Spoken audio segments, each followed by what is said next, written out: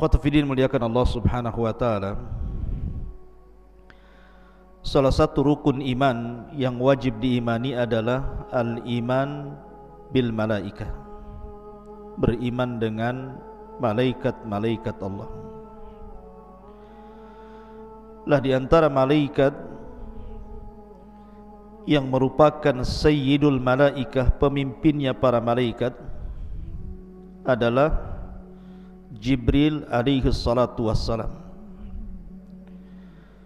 Sebagaimana di antara manusia ada pemimpin-pemimpin seperti pemimpin muhajirin siapa?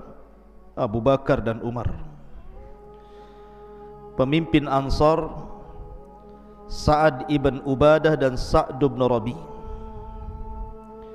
Pemimpin Ahlil Bait Ja'far dan Ali radhiyallahu an. Pemimpin para nabi dan rasul Nabi kita Muhammad sallallahu alaihi wasallam. Dan pemimpin para malaikat adalah Jibril alaihi salam. Lah Jibril alaihi salatu wassalam disebutkan 3 kali dalam Al-Quran. Dan salah satu nama Jibril alaihi salatu wassalam adalah Ruhul Amin. Sebagaimana Allah mengatakan dalam surah Asy-Syu'ara, nazala bihi Ruhul Amin. Kenapa Jibril kemudian diberikan laqab atau gelar dengan Ruhul Amin, ruh yang sangat amanah? Ada yang mengatakan bahwa dikatakan Jibril dengan sebutan ruh, dan itu selalu dalam Al-Quran, seperti dalam surah Al-Qadar, tanazzalul malaikatu warruh. Kenapa selalu disebut kalimat ruh, gelar daripada Jibril, sehingga ada istilah Ruhul Kudus? Kata para ulama, summiya atau summiya ruhan li'anna nufusa tahya bihi kama tahya bil arwah. Disebut ruh karena jiwa-jiwa manusia itu akan hidup dengannya, sebagaimana badan ini hidup karena adanya ruh. Karena tugas pertama atau yang paling utama Jibril itu apa? Memberikan kehidupan kepada ruh manusia. Malaikat yang sangat dikenal berapa? 4. Dan itu para pemimpin malaikat. Pertama Jibril, yang kedua Mikail, yang ketiga Israfil, dan yang keempat Malakul Maut. Ini pemimpin malaikat namanya: Jibril, Mikail, Israfil, Malakul Maut. Kalau cerita tentang alam hati, maka Jibril lah malaikatnya yang menguasai alam hati. Jibril lah malaikatnya, karena Jibril itu tugasnya menurunkan wahyu, dan wahyu itu menghidupkan hati-hati setiap manusia. Kalau bercerita tentang alam dunia, maka bercerita tentang Israfil, karena Israfil lah yang menurunkan hujan sehingga hidup seluruh alam dunia ini. Karena waja'alnal ma' likulli syai'in hayyin, kami jadikan air itu segala sesuatu jadi hidup. Karena air itulah akhirnya hidup semuanya. Kita hidup, binatang hidup, tumbuh-tumbuhan hidup. Artinya kalau kita cerita tentang kehidupan dunia, maka cerita tentang Mikail. Tapi kalau cerita tentang alam ruh, berarti kita cerita tentang siapa alam ruh? Israfil, yang mencabut semua arwah ketika tiupan trompet atau sangkakala pertama. Semua ruh keluar dari jasadnya. Dan kalau cerita tentang alam kematian, maka di sana ada Malakul malakul maut. Jadi masing-masing ada bidangnya, ada alamnya masing-masing. Lah malaikat Jibril ini disebutkan dalam sebuah hadis Nabi SAW yang ma'ruf, antum mungkin sudah menghafal. Hadis daripada Umar ibn Khattab radhiyallahu an. Hadis Umar ibn Khattab radhiyallahu an, di mana Nabi SAW ketika itu sedang mengajar para sahabat Rasul. Tiba-tiba Umar mengatakan, bainama nahnu julusun inda Rasulillah sallallahu alaihi wasallam dzata yaumin ittala'a alaina rajulun syadidu bayadi thiyab syadidu syawadi sya'ri la yura alaihi atharus safar wa la ya'rifuhu minna ahad hatta jalasa ila nabi sallallahu alaihi wasallam fa asnadu rukbatayhi ila rukbatayhi wa wada'a kaffaihi ala fakhidaihi. Jadi Umar bercerita, ketika kami duduk-duduk bersama Rasulullah, tiba-tiba muncul seorang laki-laki, sifatnya syadidu bayadi thiyab, pakaiannya itu putih bersih. Kemudian yang kedua, syadidu sawadi sya'ri, rambutnya begitu hitam. Anehnya, la yura alaihi atharus safar, tidak ada bekas perjalanan sama sekali. Wala ya'rifuhu minna ahad, dan tidak ada satupun kami mengenali orang itu. Karena begini ikhwan, kebiasaan para sahabat Nabi, kalau ada orang asing biasanya dikenalkan oleh orang.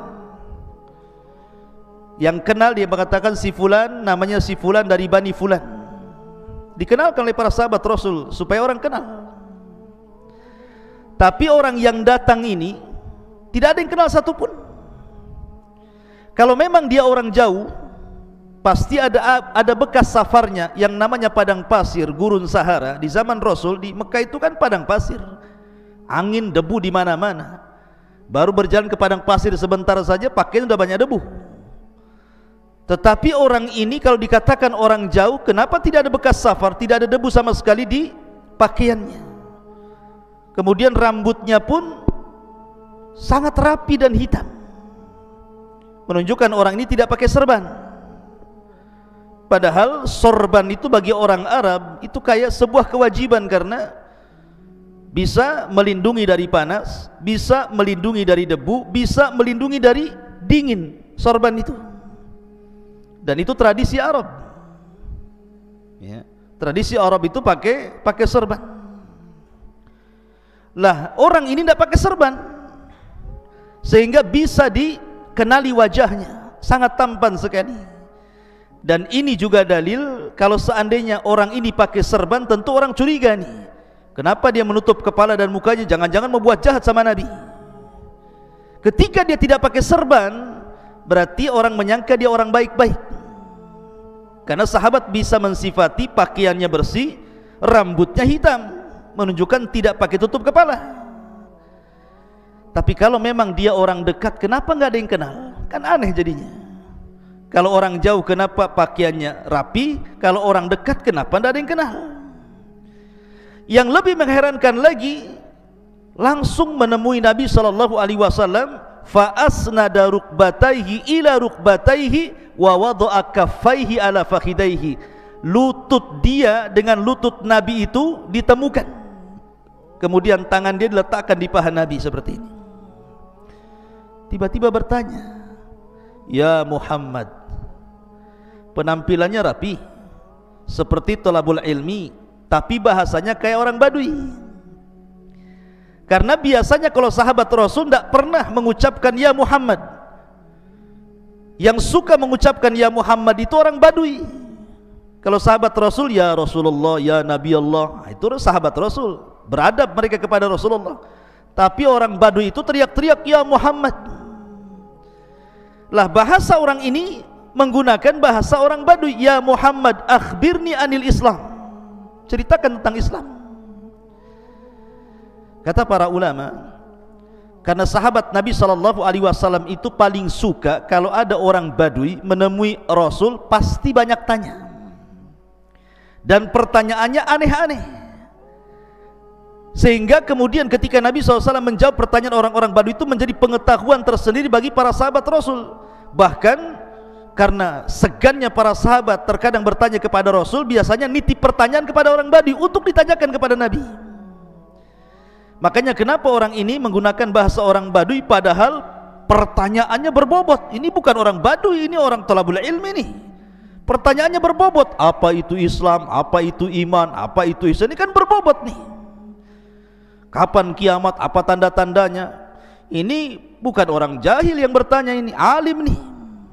Tapi dari bahasa, menggunakan bahasa Badui, menggunakan ya Muhammad, supaya sahabat itu mereka betul-betul memperhatikan ucapan orang ini. Dan pertanyaan berbobot. Makanya hadis ini, hadis Jibril ini disebutkan oleh para ulama, kalau dalam Al-Quran itu ada namanya induk Quran. Induk Quran apa? Al-Fatihah, disebut Ummul Kitab. Tapi kalau induk hadis, hadis Jibril ini disebut induk hadis, karena seluruh ajaran Islam terangkum dalam hadis Jibril. Makanya di ujung hadis Rasul mengatakan, tahukah kalian siapa yang bertanya kepadaku tadi? Sahabat mengatakan, saya tidak tahu, Allah wa Rasulullah alam. Kata Nabi SAW, huwa Jibril atakum yu'allimukum amra dinikum. Tadi Jibril itu yang datang kepada kalian, sengaja mengajarkan kepada kalian tentang urusan agama kalian. Jadi Jibril itu datang, terkadang bukan hanya membawa risalah, tetapi juga taudihur risalah. Jadi dia datang membawa risalah kepada Rasul. Yang kedua, tugas dia taudihur risalah, menjelaskan risalah itu. Bukan hanya taudihur risalah, ada lagi namanya murajaatur risalah. Karena setiap Ramadan datang murajaah bersama Rasul. Bahkan di Ramadan terakhir sebelum wafatnya Rasul, Jibril 2 kali datang menemui Nabi sallallahu alaihi wasallam. Ma'asyiral muslimin yang dimuliakan Allah Subhanahu wa taala. Di antara sifat-sifat Jibril itu, yang pertama al-ilmu. Jibril itu memiliki pengetahuan yang luar biasa. Tentu pengetahuan itu datang dari Allah Subhanahu wa ta'ala, karena Allah mengatakan allamahu syadidul quwah. Yang mengajarkan ilmu kepada Nabi sallallahu alaihi wasallam syadidul quwah, malaikat yang punya kekuatan. Jadi salah satu sifat Jibril yang pertama al-ilmu. Yang kedua al-quwatul hailah, memiliki kekuatan yang dahsyat. Makanya Allah mengatakan syadidul quwah, memiliki kekuatan yang luar biasa. Lihat ketika Jibril menghancurkan negeri Sodom, dengan satu sayapnya saja ditancapkan ke negeri Sodom, diangkat itu negeri sampai ke langit, dihujani meteor, ditumpahkan lagi ke bumi. Saking kuatnya Jibril itu. Bahkan selalunya kalau Allah hendak mengadab sebuah kaum, pasti diutus Jibril. Lihat ketika kita bicara tentang kaum Tsamud, siapa yang diutus? Jibril. Fa akhadatku sayhatun fa asbahu fi darihim jathimin. Fa asbaha fi darihim jasimin. Maka Jibril kemudian berteriak 1 kali teriakan, tiba-tiba seluruh manusia di rumah-rumah mereka tinggal jasad tanpa ruh, jadi bangkai. 1 tiupan semua orang mati. Jadi Jibril itu punya kekuatan luar biasa, ya kawan. Ma'asyiral muslimin. Kemudian yang kedua at-tamkin, di mana Jibril itu punya kedudukan yang sangat mulia di langit sana di antara para malaikat. Karena seluruh para malaikat itu taat kepada Jibril, tentu karena perintah Allah Subhanahu wa taala. Maka disebut at-tamkin. Jibril itu punya kedudukan tersendiri di langit karena ditaati semua para malaikat atas kehendak Allah Subhanahu wa taala. Kemudian yang terakhir al-amanah. Jibril itu amanah ketika menyampaikan wahyu. Makanya Allah mengatakan nazala bihi ruhul amin. Kalimat amin itu amanah. Apa sih maknanya amanah itu? Maksudnya begini, Jibril itu kan tugasnya ngasih wahyu dari Allah Subhanahu wa taala, disampaikan kepada para nabi dan rasul, yang terakhir kepada Nabi sallallahu alaihi wasallam. Ini kalau Jibril tidak amanah, dia bisa korupsi ayat. Bisa dikorupsi sendiri tuh ayat itu kan, ditambah dikurang sesuai dengan Jibril. Makanya Jibril itu orangnya amanah. Yang kedua, makna amanah itu karena tidak ada satupun syaitan yang bisa menambah dan mengurang wahyu yang disampaikan Jibril dari Allah kepada Nabi SAW. Kan dahulu di zaman jahiliyah, jin itu naik ke langit. Di langit pertama itu jin punya pos-pos. Pos itu digunakan untuk mencuri dengar wahyu yang diturunkan Allah kepada para malaikat. Tetapi setelah diutusnya Nabi SAW dan Jibril turun menyampaikan wahyu, tidak ada satupun syaitan yang mampu naik ke langit. Kenapa? Mereka tidak berani dengan Jibril. Selain amanah, dia punya kekuatan masalahnya. Sehingga kemudian iblis merasa heran, kenapa anak buahnya tidak bisa naik ke langit. Maka diutuslah pasukan-pasukan untuk mencari kabar ada apa. Rupanya satu gerombolan utusan iblis itu, yang 7 jin itu, nyasar pula ke kebun kurma antara Mekah dan Taif. Disitulah berjumpa dengan Nabi yang sedang salat membacakan ayat Al-Quran. Tiba-tiba jin-jin ini beriman kepada Al-Quran, sehingga Allah mengatakan, Qul uhiya ilayya annahu istama'a nafarun minal jinni faqalu inna sami'na qur'anan ajaba. Ma'asyiral muslimin yang dimuliakan Allah, ini diantara sifat-sifat Jibril. Taib, kita akan bercerita Jibril ini memiliki kaitan dengan kita. Nabi SAW bersabda dalam hadis Abu Hurairah radhiyallahu an, bahwa innallaha idza ahabba 'abdan da'a Jibril. Jadi kalau Allah mencintai hambanya, pasti yang pertama dipanggil itu malaikat Jibril. Maka Allah berfirman kepada Jibril, ya Jibril, inni uhibbu fulanan fa'ahibbah.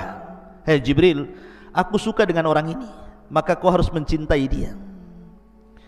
Maka yang pertama kali mencintai orang yang dicintai Allah adalah Jibril. Dan umat Nabi SAW adalah umat yang sangat dicintai Allah, karena Allah berfirman, kuntum khaira ummatin ukhrijat linnasi. Kalian itu sebaik-baik manusia yang dikeluarkan Allah kepada manusia. Artinya Allah suka dengan umat Rasul. Ketika Allah suka dengan seorang hamba, maka yang pertama kali suka setelah Allah adalah Jibril.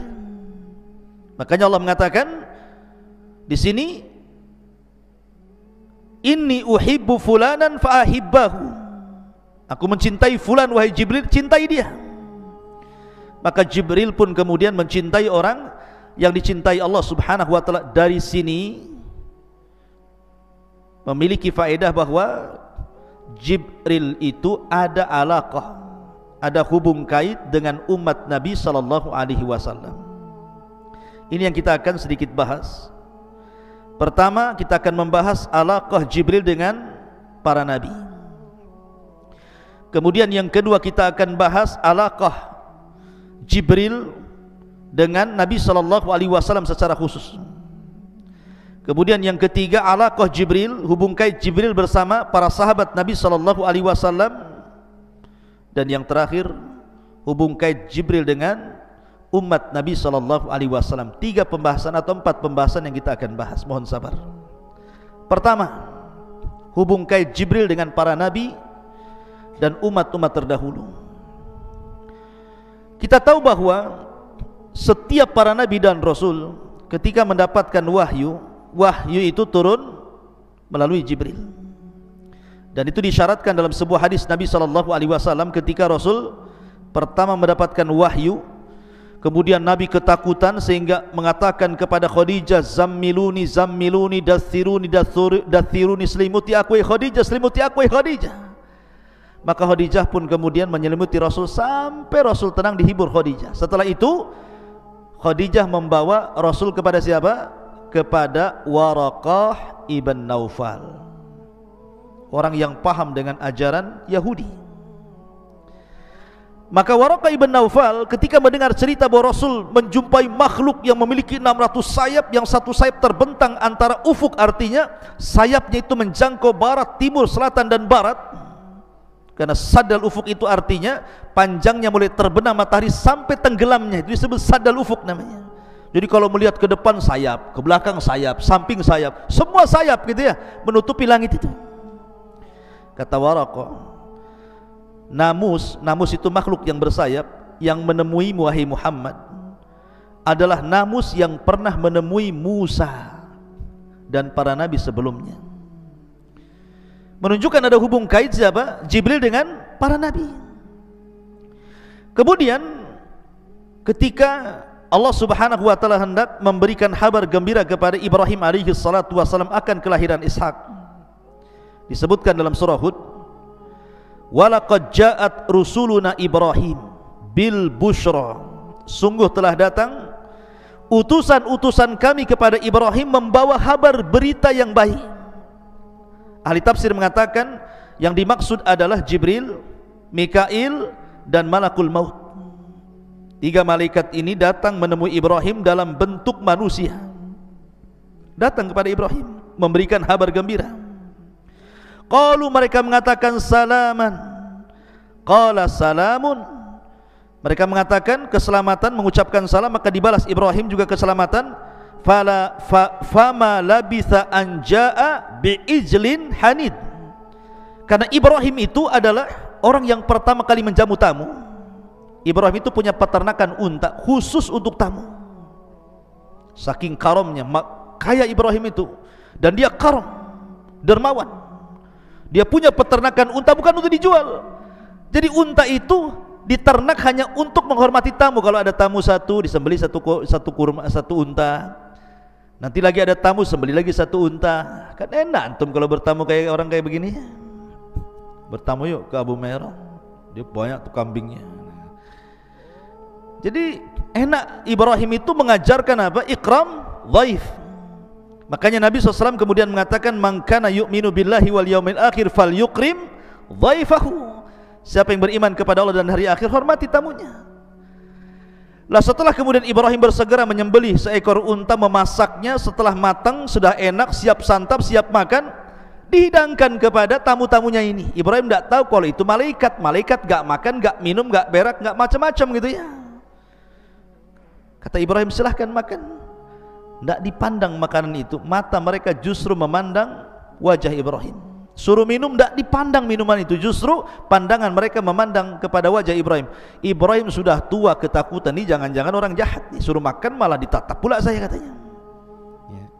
Jadi Allah Subhanahu wa ta'ala mengatakan, falamma ra'a aydiyahum la tasilu ilaihim nakirahum wa aujasa minhun khifah. Ketika tangan-tangan orang-orang itu tidak mau menyentuh makanan sama sekali, mulai Ibrahim ketakutan nih, ini jangan-jangan orang jahat nih ya. Kemudian mereka pun mengatakan, la takhaf, jangan takut wahai Ibrahim, inna arsalna ila qaumi lutin, kami diutus oleh Allah untuk menghancurkan kaum Lut.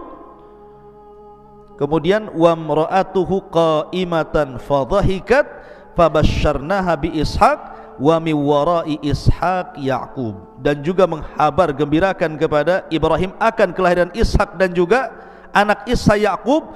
Tiba-tiba perempuan Ibrahim, istrinya Ibrahim, Sarah ini bangkit kemudian tertawa senang. Udah lama tidak punya anak, tiba-tiba datang utusan Allah menghabarkan akan kelahiran Ishak dan juga cucunya Yaqub. Ma'asyiral muslimin, dari sini ada hubung kait antara Ibrahim dengan para nabi.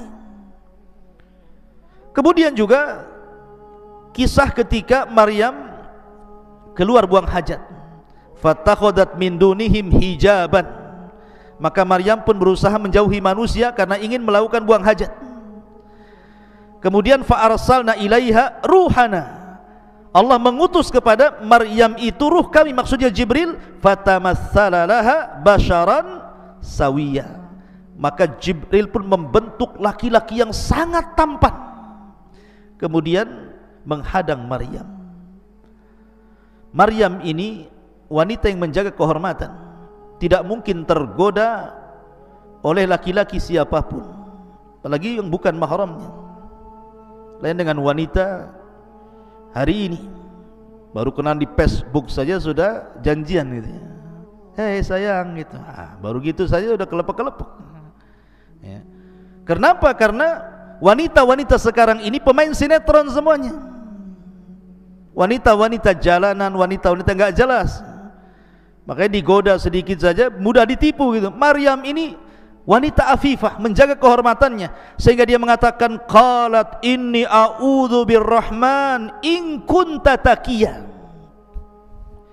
Aku berlindung kepada Ar-Rahman, Allah Azza wa Jalla, darimu jika engkau orang bertakwa. Menunjukkan bahwa Jibril yang datang kepada Maryam dalam bentuk yang sangat baik dan tampan, tidak kelihatan orang jahat.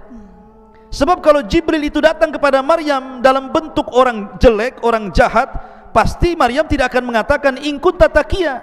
Pasti Maryam mengatakan a'udzubillahirrahman minka in kunta syaitan, kan itu. Pasti dibilang setan kan itu.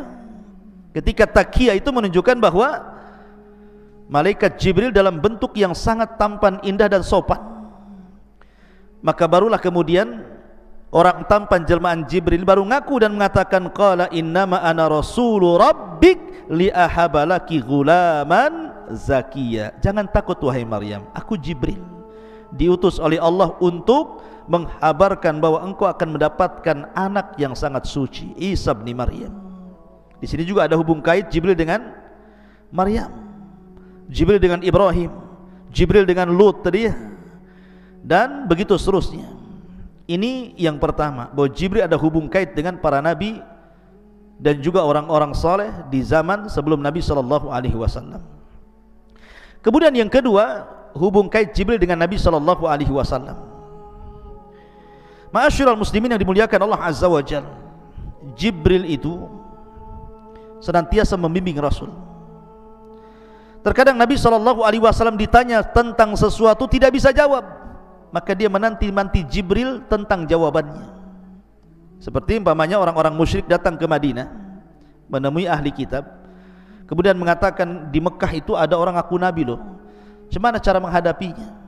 Kata orang-orang Yahudi Madinah, sini saya kasih soalan kamu, tanya kepada orang yang ngaku nabi di Mekah itu. Kalau dia sanggup menjawab, memang dia nabi. Kalau dia tidak sanggup menjawab, dustakan kenabiannya. Kata orang-orang musyrik, apa pertanyaannya? Satu, tanyakan tentang seorang laki-laki yang keliling dunia selama 500 tahun berdakwah kepada tauhid, bagaimana kabarnya? Yang kedua, tentang anak-anak muda yang terjerembab dalam gua yang sangat menakjubkan kisahnya, bagaimana ceritanya? Kemudian yang ketiga, tanya tentang ruh, apa itu ruh? Oh, orang-orang musyrik senang.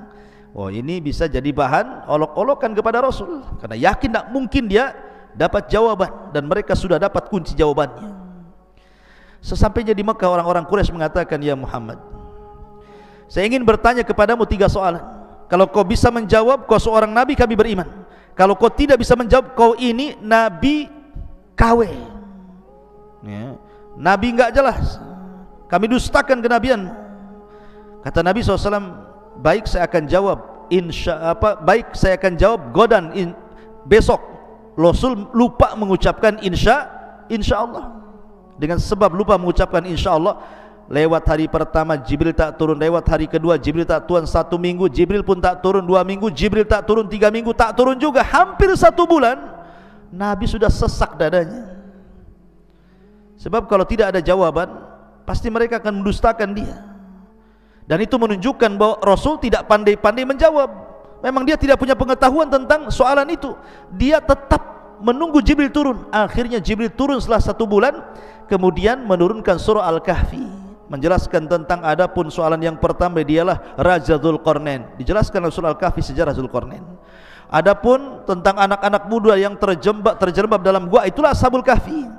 Adapun ruh, katakan ya Muhammad, yas'alunaka anil ruh qulir ruhu min amri rabbi. Jadi Jibril datang kepada Rasul dalam rangka apa? Membimbing Rasulullah. Makanya kenapa ketika Nabi SAW masih kecil, disusui siapa? Halimah Sa'diyah di Bani Sa'diyah, kan gitu ya. Lah Nabi ini masih kecil, tiba-tiba Jibril datang dengan 2 malaikat. Ditangkapnya Rasul kecil ini, tiba-tiba dibelah dadanya, kemudian diambil jantungnya, kemudian dicuci dari air zam-zam di bejana emas, kemudian dimasukkan lagi, kemudian dijahit lagi, ada bekas jahitannya.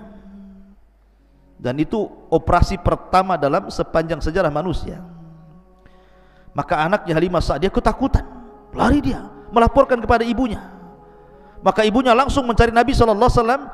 Ketika dia dapati masih hidup dan masih ada bekas jahitannya, maka karena ketakutan itulah akhirnya Rasul kecil dikembalikan oleh Halimah Sa'diyah kepada ibundanya Aminah. Lihat, sejak kecil saja Jibril sudah membuang kotoran-kotoran hati dari dada Nabi SAW.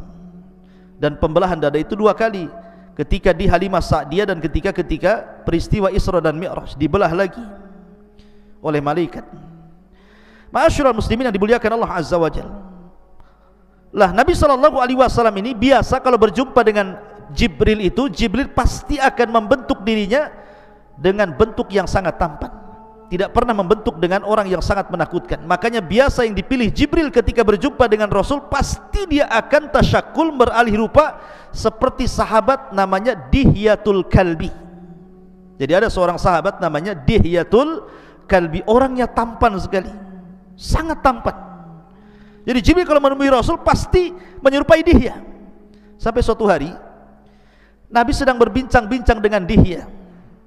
Kemudian Aisyah radhiyallahu anha melihat dari kejauhan. Heran Aisyah, kenapa kok lama kali Rasul berbincang dengan Dihya, dan selalu. Sehingga setelah kemudian Rasul berdialog dengan Dihya, Aisyah radhiyallahu anha bertanya, "Ya Rasul, inni ra'aituka waqifan amama Dihya." Aku melihat kau ini berada di depan Dihyatul Kalbi, kemudian berbicara. Kata Nabi SAW, "Ya Aisyah, itu bukan Dihya, itu Jibril."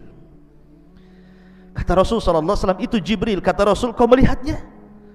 Kata Aisyah, "Iya, saya melihatnya dengan kedua mata saya." Ingat, tidak ada wanita di zaman Rasul yang pernah melihat malaikat dalam bentuk alih rupa menjadi manusia kecuali Aisyah. Tapi kalau laki-laki banyak, dalam hadis Umar tadi kan lagi kumpul-kumpul laki-laki kan, tiba-tiba datang Jibril bertanya Islam, iman, ihsan. Laki-laki banyak yang melihat, tapi perempuan tidak ada yang melihat malaikat yang berbentuk manusia kecuali Aisyah. Makanya Nabi SAW mengatakan, karena engkau telah melihat Jibril wahai Aisyah, engkau akan mengalami kebutaan di akhir hayatmu. Maka setelah Aisyah kemudian tua, meninggal Nabi SAW, betul Aisyah menjadi buta. Sebelum wafatnya Aisyah buta. Dengan butanya Aisyah mencari-cari barang di rumah. Ini ada barang nih. Maka dia panggil pembantunya, tolong sedekahkan barang ini ke Bani Fulan. Dicari-cari lagi, dapat lagi barang, tolong yang barang ini sedekahkan ke Bani Fulan. Setiap hari sampai akhirnya ludes, tidak ada barang di rumahnya karena disedekahkan.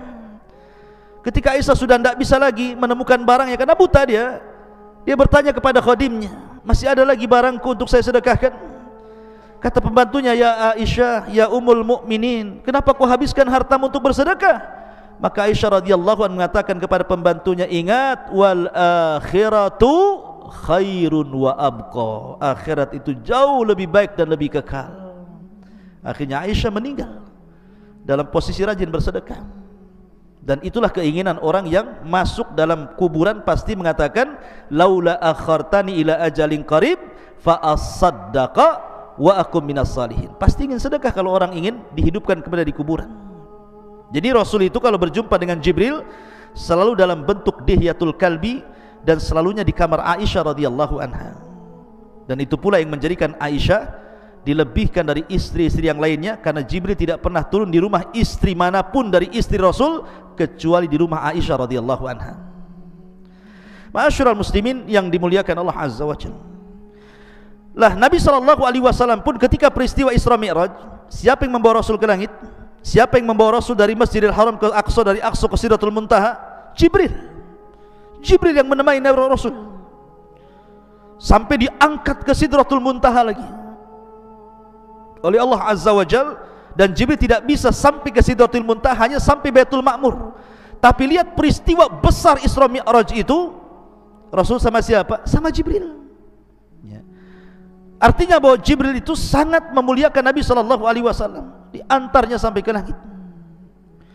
Kemudian juga dalam peristiwa dakwah di Taif, Rasul kan ketika tidak bisa dakwah di Mekah, dia dakwah ke Taif. Orang Taif kurang ajarnya kurang lebih dengan orang-orang orang-orang Quraisy Mekah gitu ya. Dilempari Rasul sampai Rasul lari 1 mil meninggalkan daerah Taif sampai masuk ke kebunnya di antara perbatasan Mekah dan Taif. Disitulah Jibril datang dengan 2 malaikat penjaga bukit Taif. Kata Jibril, ya Muhammad, perintahkan 2 malaikat ini. Dia penjaga bukit Taif. Kalau kau perintahkan bukit Taif dilempar kepada penduduk Taif, dia siap melaksanakannya. Kalau antum di posisi Nabi SAW, pasti antum mengatakan lempar saja, kurang ajar orang itu, ya kan? Tetapi Nabi SAW itu penyabar, ulul azmi. Makanya Rasul mengatakan, Allahumma hdi biqaumin fa innahum la ya'lamun. Tidak ya Rabb, tidak ya Jibril, jangan kau lempar bukit-bukit itu kepada mereka. Mereka melakukan sesuatu kepadaku karena mereka tidak tahu aku ini seorang Nabi. Lihat, Jibril alaihissalam membawa 2 malaikat loh ya, penjaga bukit, siap untuk ditimpakan kepada penduduk Taif. Bahkan ketika Nabi SAW disihir oleh Labid bin Asam selama 6 bulan, bayangkan pengaruh sihir itu sampai 6 bulan. Akhirnya Jibril turun dengan 2 malaikat, kemudian meruqyah Nabi SAW. Dari sinilah turun surat Qul a'udzu birabbil falaq dan Qul a'udzu birabbin nas. Jibril yang meruqyah Rasul.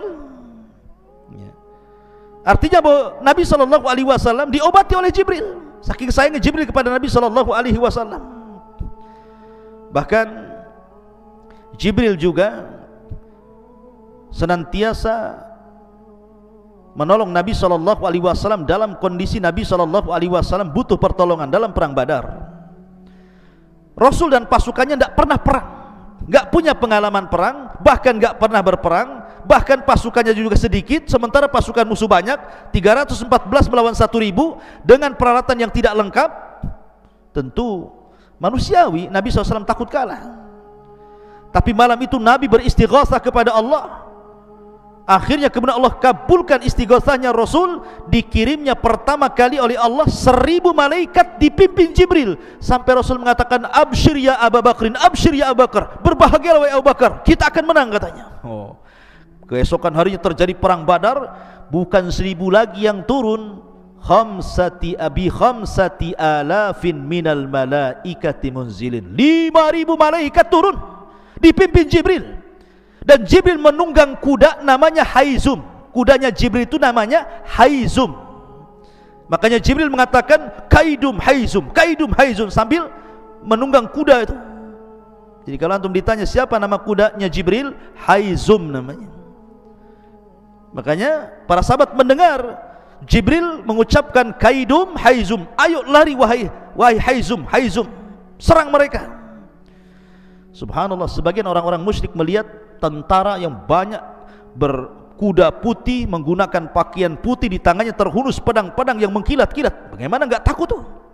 Sahabat belum mencabut pedangnya, kepala mereka sudah melayang. Takut. Akhirnya perang Badar dimenangkan Rasul. Berhasil orang-orang musyrik 70 mati konyol dan 70-nya tertawan. Bahkan Abu Sufyan yang ketika itu berhasil lari dari pertempuran, langsung dia ke Mekah berjumpa dengan Abu Lahab. Karena Abu Lahab ini kan pengecut, tidak mau perang. Dia bayar preman supaya preman itu yang berangkat perang. Abu Sufyan bercerita kepada Abu Lahab, ya Abu Lahab, dalam perang itu aku melihat orang yang berpakaian putih menggunakan kuda putih, di tangannya pedang, kami pun korat-karit gak jelas katanya. Di samping Abu Lahab ada budak yang beriman tetapi menyembunyikan keimanannya. Budaknya Fadl ibn Abbas, budaknya Fadl ibn Abbas. Tiba-tiba dia latah mengatakan, itulah malaikat yang menolong Nabi dan sahabatnya. Geram Abu Lahab, ditamparnya budak itu. Karena budak itu merasa disakiti Abu Lahab, melapor majikannya. Maka Ummu Fadl datang mencari Abu Lahab, diambilnya kayu, dipentungnya kepala Abu Lahab. Kenapa kau menampar budak saya katanya. Tapi di sini Abu Sufyan bercerita bahwa dia melihat malaikat dalam perang Badar. Artinya bahwa Jibril memimpin para malaikat untuk menolong Rasul dalam kondisi terjepit. Saking ketakutannya Rasul, berdoanya juga beda dengan doa-doa yang lainnya, sampai dia mengatakan Allahumma in tahlik hadhil isabah falan tu'bad abada. Ya Rabb, kalau kau hancurkan kelompok yang sedikit ini, enggak akan ada yang lebih yang menyembah kamu ya Rabb. Ya, sampai khawatirnya Rasul. Makanya Allah turunkan Jibril. Ma'asyiral muslimin yang dimuliakan Allah Azza wa Jalla, ini diantara alaqah hubung kait Jibril dengan Nabi SAW, dan banyak lagi hubung kait Nabi SAW dengan malaikat Jibril alaihi salatu wassalam. Kemudian yang ketiga, hubung kait Jibril dengan para sahabat. Ketika Nabi SAW berhadapan dengan orang-orang Quraisy, orang-orang Quraisy ini jago syair. Dan orang dulu syair itu, para pujangga-pujangga itu, mereka akan debat dengan syair. Mungkin kalau orang Melayu ini berbalas pantun seperti itu ya. Jadi, dan syair itu merupakan media di zaman itu, sama dengan YouTube, televisi, itu disebut syair di zaman itu. Dan hebat luar biasa syair-syairnya orang-orang Arab kafir itu. Maka Nabi SAW punya tukang syair namanya Hassan ibn Thabit. Itulah tukang syairnya Rasul, Hassan ibn Thabit. Apa kata Rasul? Ya Hassan, uhzum fa inna ma'aka Jibril. Ya Hassan, uhzum fa in la takhaf fa inna ma'aka Jibril. Serang dengan syairmu hai Hassan, maka Jibril akan membantumu untuk mengalahkan syair mereka, katanya. Akhirnya Hassan tiba-tiba lancar syairnya karena ada Jibril di situ. Itu ada alaqah antara Jibril dengan para sahabat Nabi SAW. Termasuk juga ada alaqah, ada hubung kait antara Jibril dengan umat Nabi SAW sampai hari ini, bahkan sampai kiamat dibangkitkan. Walaupun Jibril bertugas menurunkan wahyu, bukan berarti dengan wafatnya Rasul Jibril tidak pernah turun ke bumi, tidak. Bahkan setiap tahun Jibril turun ke bumi. Kapan? Inna anzalnahu fi lailatul qad wa ma adraka ma lailatul qad, lailatul qadri khairu min alfi syahrin tanazzalul malaikatu waruh. Lihat, malaikat-malaikat dan ruh Jibril turun setiap Lailatul Qadar. Untuk siapa itu? Untuk kita. Malaikat-malaikat sampai jumlah yang turun ke bumi itu lebih banyak dibandingkan jumlah kerikil yang ada di permukaan bumi. Aktsar min adadil hasa. Yang memimpin siapa? Jibril. Menebarkan ketenangan, rahmat di mana-mana. Makanya malam itu malam terbaik. Ya kan? Jadi ada hubung kait Jibril dengan umat Islam, dengan kita-kita ini. Kita tidak pernah ditinggalkan Jibril, karena setiap tahun turun di malam Lailatul Qadar. Dan Nabi SAW pernah berjumpa dengan Jibril itu 2 kali dalam bentuk aslinya. Pertama di Gua Hira. Makanya kemudian Nabi SAW ketakutan gitu kan, melihat Jibril. Gak pernah sebelumnya melihat ada makhluk bersayap 600 besarnya itu, sadal ufuk gitu kan. Oh, menggigil, kayak antum masuk ke hutan Jabal Uhud ketemu dinosaurus. Apa gak menggigil antum pulang tuh? Gitu ya. Kenapa antum? Enggak tahu kan gitu. Ketemu genderuwo katanya. Lah. Jadi Nabi tidak pernah ketemu makhluk sebesar itu. Tiba-tiba ketemu Jibril ada 600 sayap, satu sayap terbentang gitu kan, bercahaya. Rasul ketakutan lah kan begitu. Makanya dia demam sampai lari ke rumah Khadijah. Sesampainya di rumah Khadijah dia mengatakan, "Dathiruni ya Khadijah, selimuti aku demam." Oh gitu ya. Jadi Nabi pernah melihat Jibril 1 kali di bumi, kemudian melihat Jibril 1 kali di langit. Ketika peristiwa Isra Mi'raj sampai di Baitul Ma'mur, Jibril berubah bentuk. Makanya Allah mengatakan, laqad ra'ahu nazlatan ukhra inda sidratil muntaha indaha jannatul ma'wa. Nabi melihat Jibril kedua kalinya. Di mana? Di langit ya, ketika peristiwa Isra dan Mi'raj. Dan ini luar biasa. Makanya kenapa? Karena Rasul pernah melihat Jibril, Rasul bisa mensifati Jibril seperti apa? Karena pernah melihat. Ya. Ma'asyiral muslimin yang dimuliakan Allah Azza wa Jalla. Kemudian Jibril juga ikhwan, selain ditugaskan untuk menurunkan wahyu, dan ketika Allah berfirman, yang pertama kali mendengar wahyu siapa? Jibril. Jadi kalau Allah berfirman kepada malaikat, kepada Jibril itu, semua malaikat yang di langit pingsan. Dalam hadis yang ma'ruf, apabila Allah hendak mewahyukan sesuatu, maka suara Allah itu seperti suara gemerincing rantai yang dipukul-pukul di atas batu, membuat semua malaikat pingsan satu langit. Ketika semua malaikat pingsan, yang pertama siuman siapa? Jibril. Jibril yang pertama siuman, kemudian dipanggil oleh Allah Azza wa Jalla. Kemudian Allah memberikan tugas-tugas kepada para malaikat lewat Jibril. Maka setelah Allah berfirman kepada Jibril, tiba-tiba semua malaikat bangun dari pingsannya. Maka setiap Jibril lewat di langit pertama, mereka mengatakan, "Madza qala rabbuka ya Jibril?" Apa yang dikatakan Rabb wa Jibril? kemudian turun ke langit ke-6, ke-5, ke-4, ke-3, semua malaikat yang di lapisan-lapisan langit itu mengatakan, madza qala rabbukum, madza qala rabbukum, apa yang difirmankan Allah, tugas apa yang harus kami laksanakan, tugas apa yang harus kami lakukan. Maka Jibril mengatakan, qalal haq, kebenaran, kebenaran. Kamu tugasnya ini, kamu tugasnya itu, kamu tugasnya ini, kamu tugasnya itu. Jadi dia yang membagi tugas dari Allah Subhanahu wa taala. Inilah perkataan Jibril apabila sedang kemudian menyampaikan wahyu kepada para malaikat. Nah, ini jin-jin ini yang berada di langit pertama, di tempat maqaidus sam'i, pos-pos pencuri dengar itu, kalau dia mendengar satu kalimat dari Jibril yang disampaikan kepada para malaikat di lapisan langit-langit itu, langsung diambil, kemudian disampaikan ke jin yang di bawahnya, jin yang di bawahnya, jin yang di bawahnya. Karena jin kalau naik ke maqaidus sam itu seperti orang panjat pinang. Jadi begini, sampai ke langit. Jadi yang dari sana kalau dapat kalimat disampaikan ke jin yang di bawahnya, ke bawahnya, ke bawahnya, ke bawahnya, ke bawahnya, sampai ke yang di bumi. Yang di bumi ini sudah banyak macam-macam dustanya. Jadi kalau satu kalimat, kemudian jin yang berantai sampai ke langit itu 1000, maka yang benar 1, yang dusta 999 kalimat. Bayangkan coba. Jadi kalau seandainya ini jinnya 1000 jin, berarti yang benar itu satu kalimat, yang 999 kalimat itu dusta. Lah, dari sini jin yang di bumi mulai berbisnis dengan dukun. Akhirnya habar itu dibeli sama dukun. Kemudian dukun dijual ke pasien. Maka di sini namanya silsilah dusta, ikhwan. Bagaimana mungkin dari 1000 kalimat satu yang benar, 999 dusta? Makanya dukun itu pendusta, dia hanya menjual habar dusta. Jadi dukun itu dikibuli jin, sementara orang yang datang ke dukun dikibuli dukun. Makanya silsilah kibul mengibul namanya. Paham antum? Itu silsilah kibul namanya, ya. Kenapa kemudian percaya pula sama dukun? Ya, masyarul muslimin. Jadi tugasnya itu seperti itu Jibril. Tapi ada tugas lain.